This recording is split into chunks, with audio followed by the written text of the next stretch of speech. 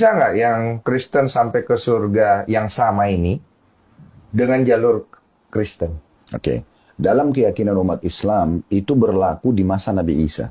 Oke. Selama Nabi Muhammad belum diutus. Oh, Ya. jadi yang sudah meninggal di zaman Nabi Isa tuh bisa nyampe Iya, tuh? iya.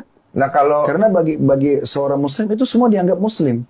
Oke. Jadi gini kan, kan Allah mengutus Nabi dan Rasul ya. Iya. Perbedaan definisi sederhananya, Nabi itu seseorang yang Allah utus tidak membawa ajaran baru. Dia hanya mengingatkan kaumnya apa yang disampaikan Nabi dan Rasul sebelumnya. Kalau Rasul itu membawa ajaran baru, tapi agamanya satu, tetap Islam gitu. Dia membawa syariat baru, hukum baru yang menghapus syariat sebelumnya. Nah gitu. Nah contoh misalnya, Nabi Isa dalam keyakinan umat Islam dia Rasul. Semua Rasul pasti Nabi. Tidak semua Nabi itu Rasul. Karena Rasul ini lebih tinggi kedudukannya.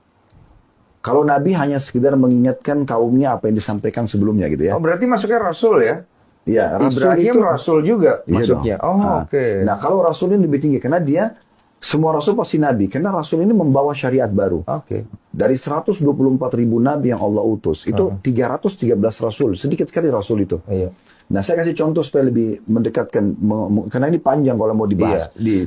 Nabi Isa alaihissalam adalah seorang Rasul dalam keyakinan seorang Muslim. Artinya dengan datangnya Nabi Isa dan turunnya Injil, syariat Nabi Musa dihapus.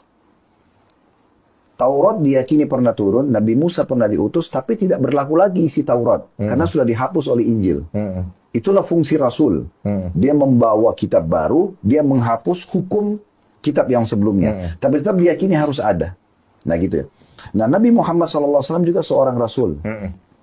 Makanya waktu beliau datang, isi daripada Injil dan Taurat sudah diganti dengan Al-Quran. Tapi tetap diyakini Nabi Isa pernah diutus, Injil pernah turun. Nah gitu. Diganti apa digenapkan?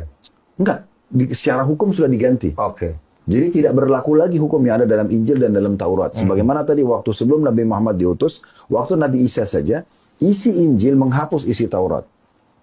Makanya sekarang teman-teman Nasrani kalau ditanya misalnya, bagaimana keyakinan Anda tentang orang Yahudi? Mereka bisa mengatakan mereka kafir.